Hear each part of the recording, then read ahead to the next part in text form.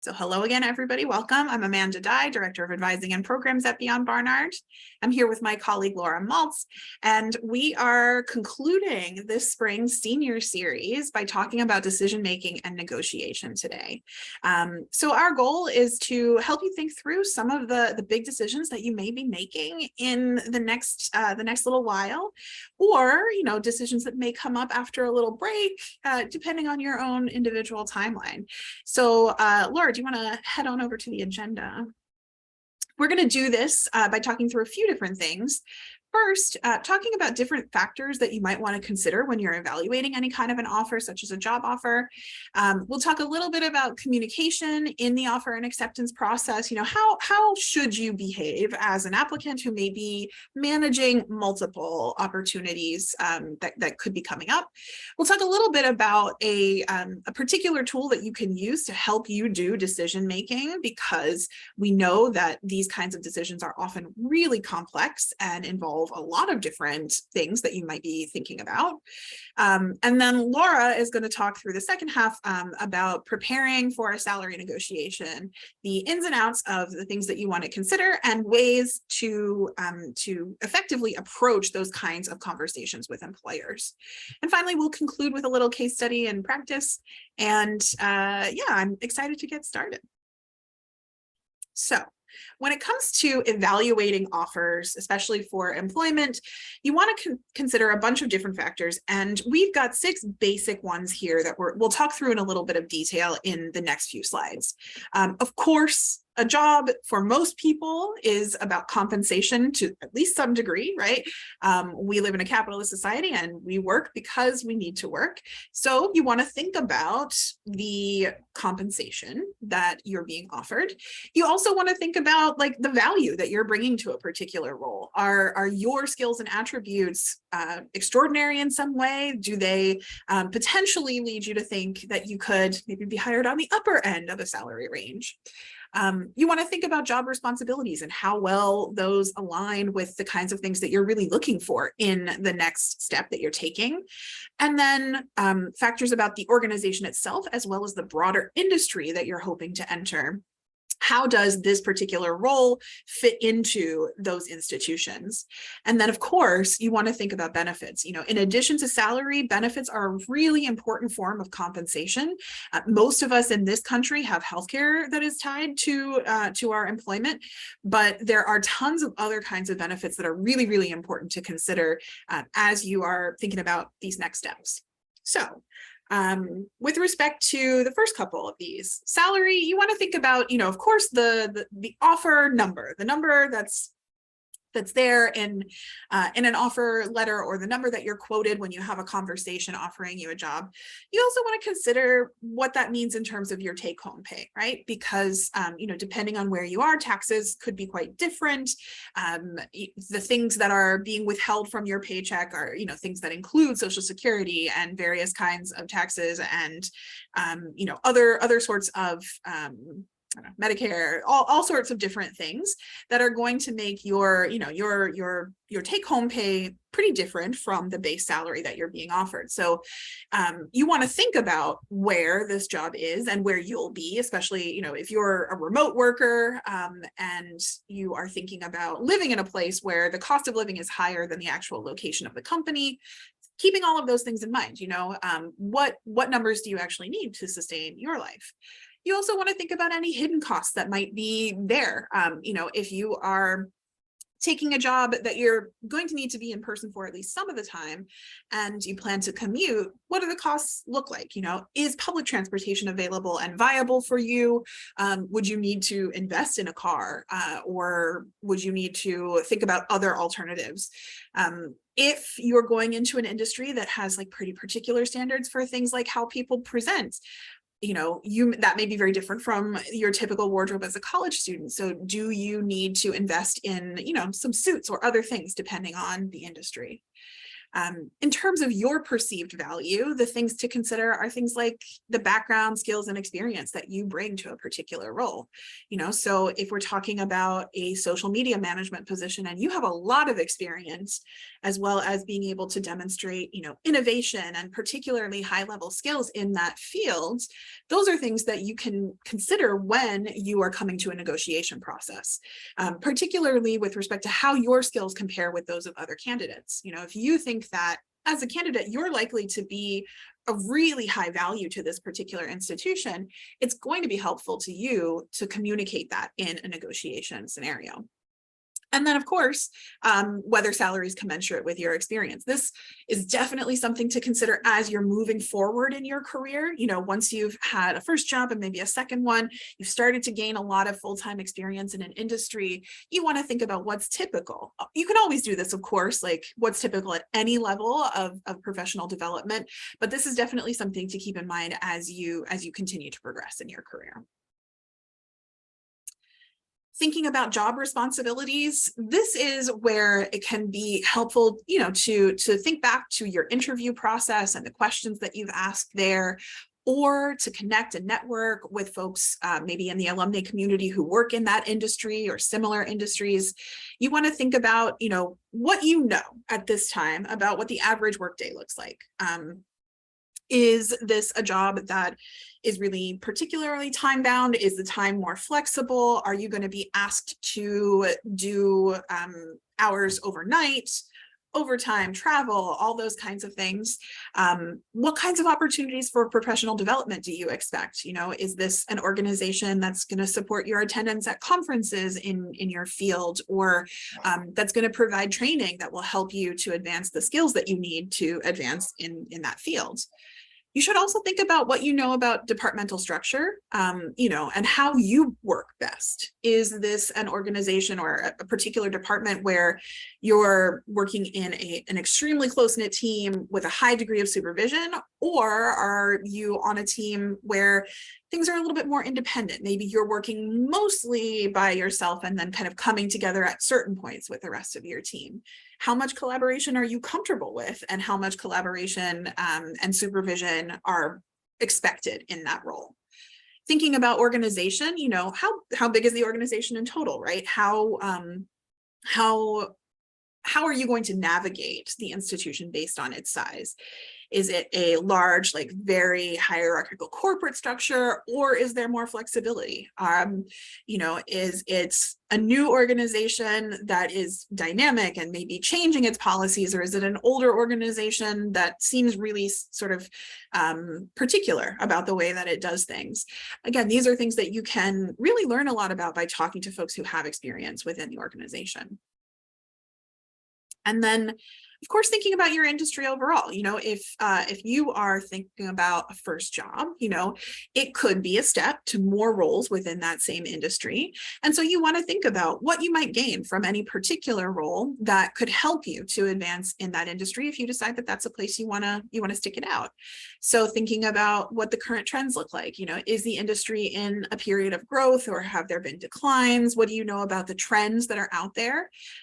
What do other roles that are sort of similar within the industry look like, and what's the compensation look like for those roles as well? And then, of course, thinking about benefits, all of the compensation that you could potentially have beyond salary. So stock options or signing bonuses are definitely out there for many industries. Relocation bonuses could definitely be in play if you're moving really far to have a job. What health insurance looks like, and how that starts. Is there a waiting period after you start the job before your insurance kicks in? That's really important to know if you're thinking about, I have to, I need to be able to fill my prescriptions this week, or I have a doctor's appointment scheduled. Things like what your out-of-pocket costs are going to look like. So how much is coming out of your paycheck? What are you paying as a contribution to your health insurance? Whether you need to relocate and whether moving expenses are covered, definitely. What does the vacation policy look like? How many days are you given? How flexible is it? all time off in a single pot of hours, or do you have different pots of hours for different kinds of time off? And, do those numbers meet kind of what you hope to have in terms of your balance of vacation time versus working time? And then, of course, if it's an in-person job, what does commuting look like? Even if it's, a hybrid job, you're going to have to come in a couple of times a week. Is it a place where you feel like the commute is a doable one for you? Even here within the city, if you've got to make 3 different transfers on the subway, it's something to consider. And then, of course, costs, if you're not using public transportation, what do costs look like if you're driving, in terms of cars, insurance, gas, all that sort of stuff. So those are a bunch of different things that you can keep in mind. And we're going to come back to some of those concepts when we talk about decision making. But first, I want to very briefly talk about communication and ethics in the offer and acceptance process. So I just want to say 2 main things here before we move on to decision making. And the first is that negotiation, it's a really complex process, and it's one that you should only enter in good faith. And what I mean by that is you shouldn't put yourself into a negotiation if you know that you're not going to say yes to an offer, even if your asks are met. If an offer is made and you already know this is not a good fit for me, and even if they paid me twice what I was expecting, it's not going to work for me, then a negotiation really isn't a good use of your time or the employer's time.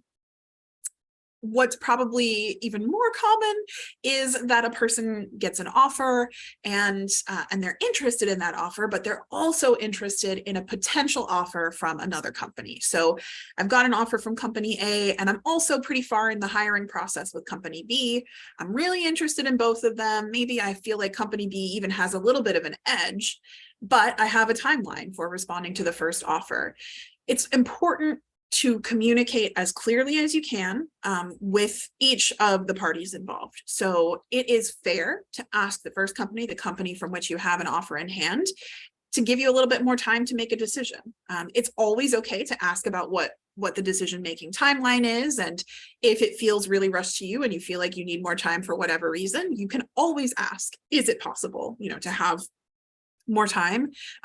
Maybe ask for a particular target date that would be workable for you to make a decision. And then at the same time, you can also get in touch with, say, the recruiter at the second company and let them know of, the change, that you've got an offer, you're really interested in the role that you've been interviewing with them for, and, ask them whether it would be possible to have an update on kind of the status of that hiring process, so that you can get a sense of whether it's possible that you'll get a decision about that second role in time to make the decision about the first one.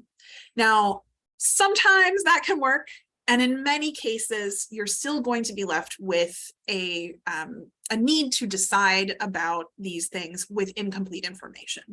It may be the case that company B says, we totally understand. We've really enjoyed interviewing you, but we're just not prepared to make a decision for another month. And that's after your timeline for responding to the first company. So you may very well have to make a decision about that first offer without knowing what the outcome of the second offer will be. And that's really the focus of the next section of the presentation. So when we're talking about decision making, we want to talk about, kind of thinking through these different options as clearly as you can, even though the information might not be complete. So the way that we can do this is using a tool like a decision matrix. You can set these up lots of different ways. The example that we're going to give you works one particular way, but there are other kinds of methods. The basic principle is that you want to be able to kind of chart out your options. So listing your options, the things that, the offer that you have, maybe a potential offer, a backup plan, for example, and think about what would happen if you let go of the sure thing that you have. If you let go of this offer, or if the negotiation, doesn't go a particular way with an offer, how do you make that decision between all of these different options? So the goal with the decision matrix is basically that you list your options and the factors you want to consider. And this process, I think, is incredibly helpful. Like, even if you didn't go through with the rest of the decision matrix process, but you asked yourself to, think about each of your options and to think about the factors that you want to weigh in terms of deciding which of those options is the best for you, that is a helpful exercise. Thinking about your values, the things that are important to you in the process, that is really the broad goal here. So you could stop there, but if you want to do a little bit of math, you can also then do a process of ranking the factors in order of their importance to you and evaluating each of the options against those factors. So I'll show you how this works in the next couple of slides. So basically, this is what the beginning of a decision could look like, right? Across the top, we have the job offer, a possible job offer from a second institution, and then a backup plan, maybe sticking with my current job. That could be my backup plan, or, pausing to volunteer for a little while and pivoting before I apply to other opportunities. Could be anything. And then I've listed a whole set of factors. So there are 10 factors here that I want to consider when I'm making this decision. Things like skill development. Which of these options, or how do I assess these options in terms of like what they're going to allow me to learn? The content of the work. How does each option do in terms of like what I'd actually be doing day to day? Salary, hours, benefits, fit of the company, how good do I feel about becoming a part of this culture? The prestige of the organization could be something that you consider, especially if you're thinking about advancement within that same industry. Alignment with your values could be something that's really important to you. I know that I have to make a certain amount of money to keep my life going. But after that, it is most important to me that, I'm doing something that aligns with core values of mine. You can also include things like advancement toward goals. How is this particular role or opportunity going to fit into your larger plan? Your 5 or 10 year plan, if you have one. And then the last factor here is certainty of opportunity. This is something that you can consider if you're the kind of person who feels like maybe a little bit risk averse, and that it's to some degree important to you that you're making a decision that you're going to be able to kind of rely on. So this is a kind of factor that will allow you maybe to assign more weight to offers that you've already had versus offers that are sort of possible still out there in the air. So all of this to say, this could be any number of factors, and it could be any factors, right? Probably yours could include things like salary and company culture fit and advancement toward goals, but it might not include everything else, and that's fine. Really, as I said, the important part of this process is actually doing that work of thinking, what are the things that I care about in these roles? Once you do that, you can then rank your factors by which things are most important. So we have 10 factors here. So we have ranks 1 through 10, 10 being the most important and 1 being the least important. And you can do this again with any number of factors, right? So if you've got 8, then it's 1 through 8. Then the next step is filling in each of these job offers or potential offers with kind of how each of these opportunities does on the metric of skill development, right? So we think job offer 1 is pretty good. Possible job 2 in the backup plan, not as great in terms of skill development. Jumping down to certainty of opportunity, right? Like job offer 1, I already have that in hand. That's a 10. I've rated it as high as I can. Possible job 2, I've got a really good feeling about it, but I don't know for sure. Backup plan is, sticking with something that I already know, but maybe making a little twist on it, right? Things like salary, you can see, right, the first job offer, higher salary or a salary that is sort of more consistent with my expectations. Possible job and the backup plan are really similar on that metric though. So what you do once you have assigned all of these values essentially is do a little bit of math you multiply each of the values by the factor weight, and then add them all up together. And in the bottom row, you see the totals. So the clear winner based on ranking is the first job offer. And so if I'm following this decision matrix, I would feel confident in saying, okay, it's time for me to seriously pursue this offer. This one really does seem like the best fit for me at this time.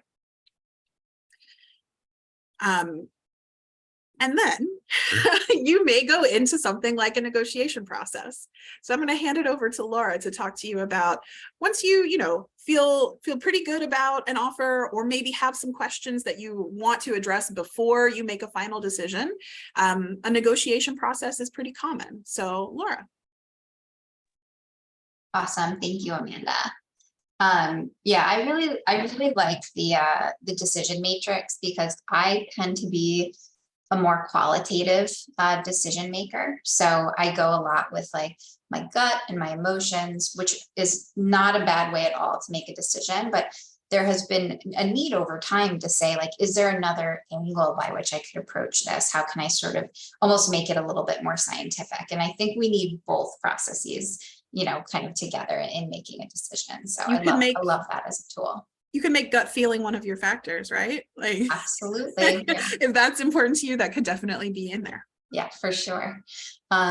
So with that, I wanted to, as Amanda shared, talk a little bit about salary negotiation.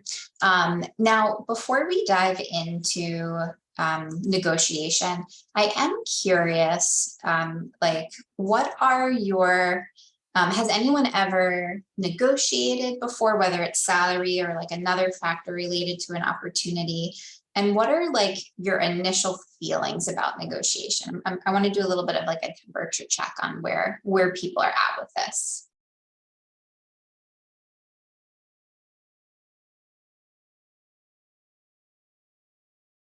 And feel free, you can unmute or type into the chat. Has anyone ever done a negotiation before?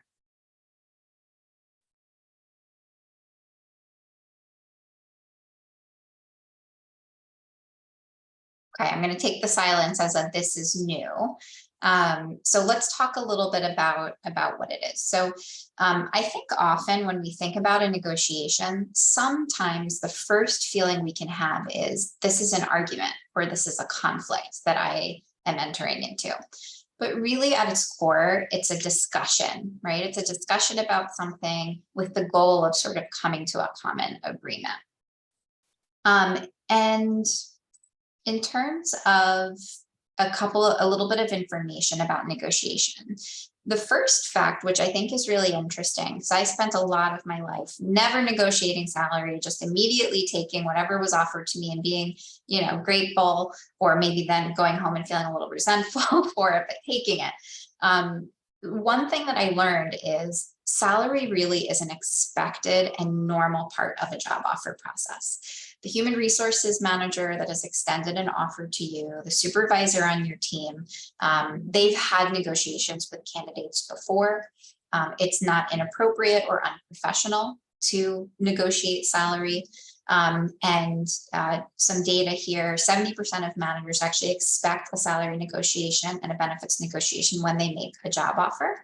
However, you will very rarely, if ever, see that actually stated anywhere in your offer. Now, men are offered higher salaries than women for the same job 60% of the time.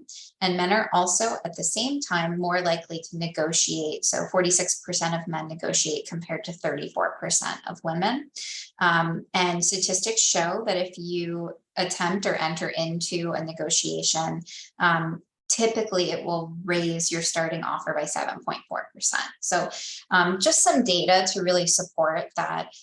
This is something, barring some really, really like unique organizational context, that I would encourage you to always do. An example of a very unique context might be, maybe you are aware that the company actually just let 40% of their staff go, but they've hired you into one particular position. That might not be the right time to negotiate salary. But I think largely speaking, this is something that we want to encourage you to do. So let's talk a little bit about process. Negotiation is a two-part process, and the first part sits with you, which is preparing, doing your research, knowing what you want to ask for and how you want to ask for it. And we're going to go into a little bit more detail there. And then the second part is the conversation itself, which we're going to have a little bit of an opportunity to practice today. Okay, so let's talk about the research part. The first, and some of this goes into some of the factors that Amanda was talking about in considering an offer. But the first thing you want to research and understand is, what is standard salary for my industry? What is the range of typical salaries that are usually offered in this field? Now, even in that space, there's going to be a lot of variability. And so what we want to consider within the context of the industry is the specific company. Now, things that usually impact the salary that a company offers its candidates are things like how big or small they are, the location. So a New York City based company should be offering a higher wage than somebody in Pittsburgh. So, really thinking about the location and the cost of living in that location, how old or young the company is, and then how big of a brand name there is for the company. So these are all things that are going to impact salary. As Amanda shared before, the offer that they're making to you, salary is part of it, but there are also other benefits that you're going to be receiving. And some companies have a better benefits package than others. So what do the health insurance plans look like? Does the company maybe match your retirement contributions after 6 months, right? It's a lot of money in the bank for future you. Are there tuition benefits if you maybe want to go back to graduate school, or you want to get certified in a particular skill or area of expertise? Will they pay for it? Are there stock options or signing bonuses? I will say stock options and signing bonuses are a little bit more common in certain industries than others. So you'll see this a lot in like business and tech, not as much in like nonprofit and education. You want to think about, okay, so all of that has to do with salary research that we're going to do. What's standard for a company like this? Then there's things that you want to reflect on in terms of you, right? So what do you bring? What are the skills, lived experiences, areas of expertise, academic knowledge that you bring to the role? And then what I call the X factor, which is how much do you want the job? We put aside salary, we put aside benefits. Are you excited about this opportunity? Does this feel like this is going to be a really, really good stepping stone for you based on what your future goals are? Is this going to help you get just like a killer professional network that whatever you do after this job, it's going to set you up in a good place? So really thinking about like, what is the sort of innate value of this position to your professional trajectory? So those are all things that you want to reflect on. Once you do that research, and I'm going to talk through some resources for salary research in just a sec, but once you do that research, you want to come up with 3 numbers. Now, when you negotiate salary, I would recommend that you list a range that you're interested in versus one number. And the 3 numbers that you're going to have in mind, 2 of them are going to be the bottom and the top of your range. The bottom of your range should be the number that you actually want, because negotiation psychology says that people will typically meet you at the bottom of what you say you're willing to accept. So you want that bottom number of your range to be the number you really want. And then the aspirational salary, the top of your range, would be a number you'd be just over the moon to get. And then the third number, you're going to keep to yourself. This is a number you don't tell the person you're negotiating with, and that's your walk away point or your bottom line. You know, based on where you're going to be living, what your financial responsibilities are, and the budget that you made for yourself in terms of what your cost of living is going to be, that you can't make this job work or it's not worth it to you below that number. And that's a number you just sort of hold internally. Any questions on this so far?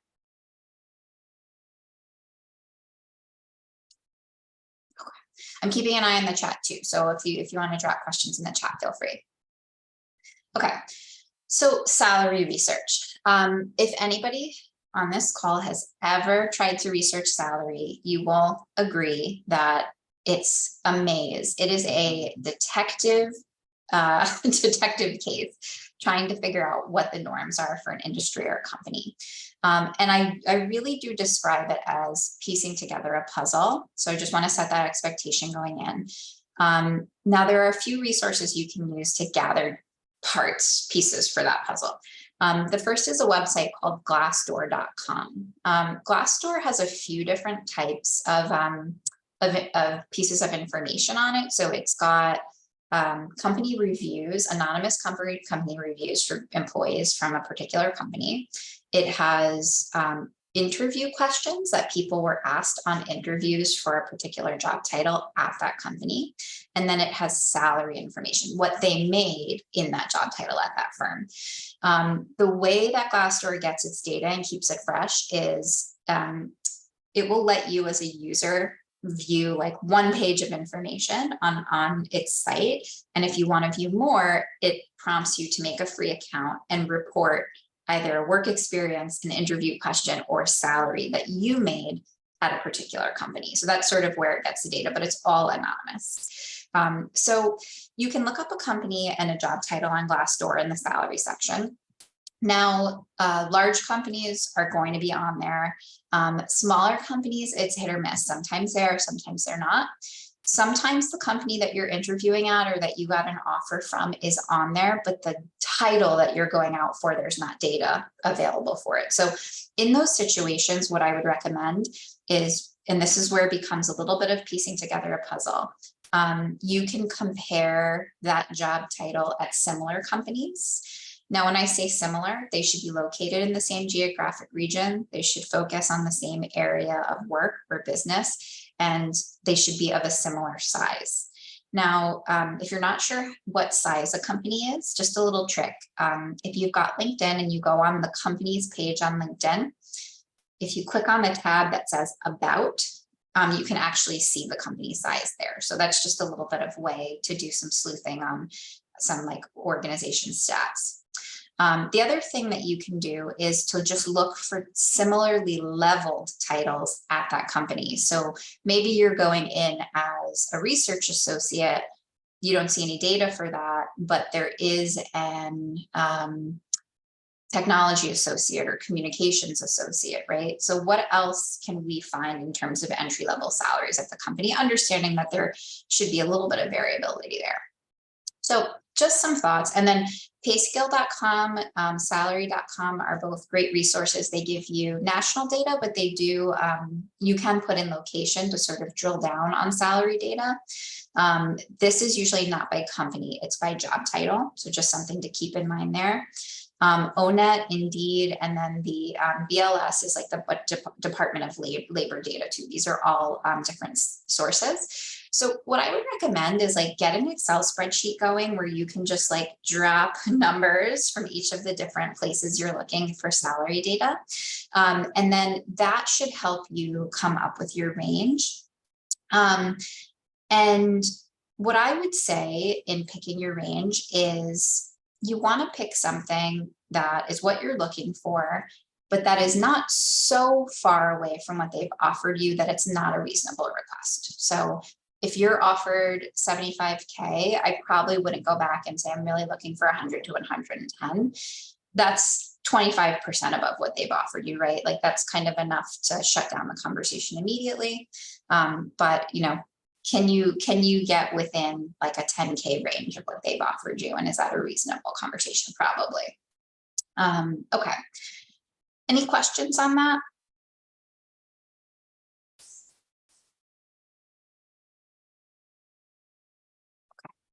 All right, so that's kind of part one, is the research phase. The next part is actually having the conversation.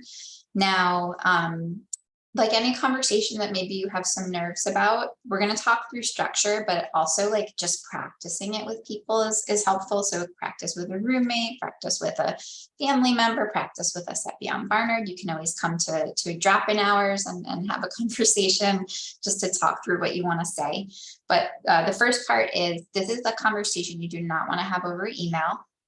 You want to set up a phone call or a video chat, depending on how you've been communicating with the person who extended the offer. So that's who I would start with if it was HR or the hiring manager, whoever actually sent you the offer letter. You want to email them and say, like, I'm excited to have received the opportunity. I have a few questions that I wanted to discuss with you. Can we set up some time to chat, and then offer your availability? The next part is just setting the tone. Remember, this is not a conflict. This is a positive conversation about reaching an agreement around a question that you have. So we start with something positive, which is, I'm happy to have received the offer. I enjoyed meeting everybody in the interview process, and I'm excited about the prospect of joining the team. Thanks for connecting with me. The next part is presenting your case. So you can let them know that you're hoping to discuss salary. You can say, based on my research into standard salaries at the company and in the industry in New York or in, Cincinnati, wherever it is, I was seeing numbers closer to this. And I was hoping for a salary, something in the range of this to this, right? So you sort of say, I've done some research, this is what I'm seeing, and this is what I was hoping for.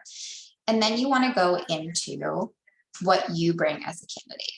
Now, in theory, they already know what you bring because you interviewed with them, you articulated it to them in the interview, they loved you and they made you an offer, right? So we've got a little leverage here because we know that they're excited about you. And so you don't have to go into a 20-minute overture of everything you bring, but I would say summarize in a couple of succinct sentences your background, your experience that is going to allow you to add significant value to the team. So this is like, you're probably going to be talking for like a minute at most. And then you're going to stop talking. You're going to say, is this negotiable? Is this something we can discuss? And then you're going to stop talking and listen. I will say in my experience that you almost never get a definitive yes on the spot. You might get a maybe, you might get I need to bring this back to the team and chat about it.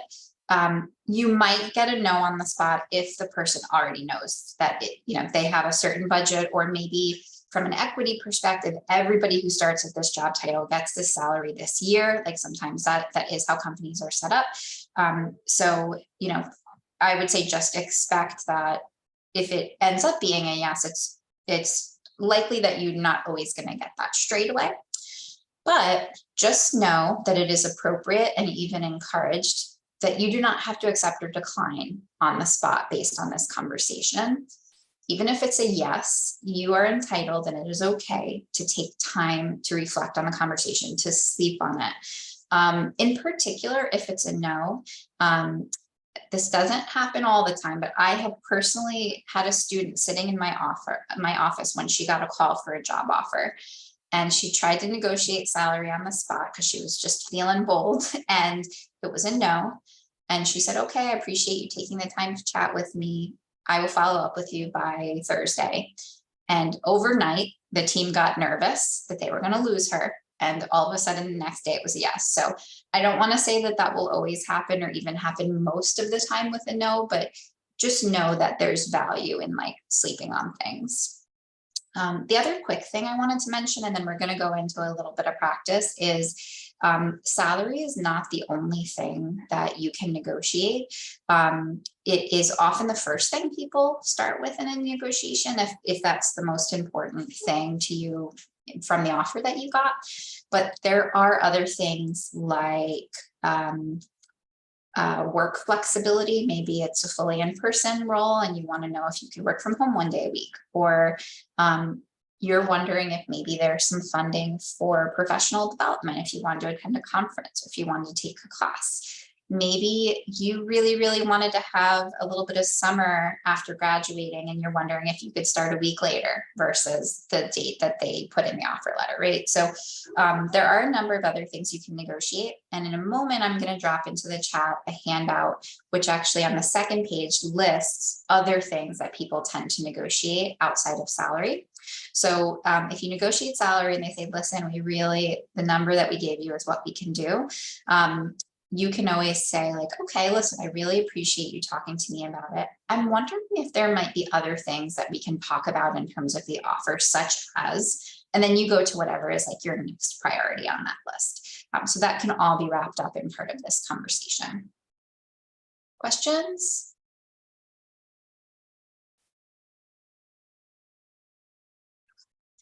All right, so let's do a little bit of practice. So first thing I want to do is just put into the chat, see if I can do a link. Here we go, file. Sorry, bear with me a second. Okay, so I'm going to put into the chat a worksheet. Oh, I think I have to close it before I can share it. Sorry, bear with me a second.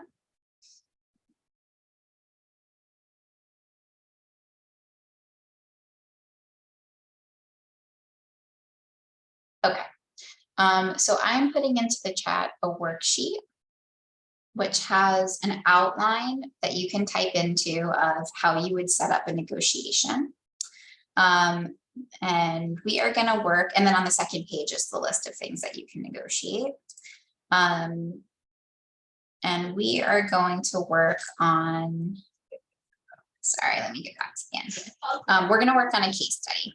So here is the case. Okay, so you receive an offer for your dream job, but the offer is for $50,000. Your research shows that $60,000 is a realistic target for the job. Your walkaway point is 55. So why don't we go ahead and, you know what, there's just two of us. Oh, there's just one of us. So why don't we actually just have a chat about it, since we're a smaller group. Larissa, are you up for a quick chat about our case study, just to kind of like think through the process? Oh, no. Okay. All right. So just in terms of finishing off, it looks like folks did have to scoot, but in terms of recording for folks that weren't able to join, what we can do in the case of the case study is, and we will actually send this worksheet out for those that couldn't attend. But I wanted to just pull up onto the screen really quickly what the negotiation worksheet looks like. So the first part is starting to brainstorm what skills or qualities you're looking for, skills or qualities you bring to the position, what relevant or transferable experience sets you apart, and then what you'd plan to say. And then on page 2, we have links to the salary research websites. And then we have a list of other things that you can negotiate. It even includes things like job title, and then common phrases that you can use to actually get the conversation started. So with that, I think we're going to go ahead and pause and just know that you can always check in with Beyond Barnard to talk this through in more detail and also to practice. But thank you, everyone. Yeah. Keep in mind, we're here for you after you graduate. So you'll still be able to connect with us using Handshake. You can update your email address. And if you remember nothing else, remember that you can email beyondbarnard@barnard.edu with questions at any time. And we are happy to help. Good luck, everybody, as you are wrapping up this semester and taking those next steps. Thank you.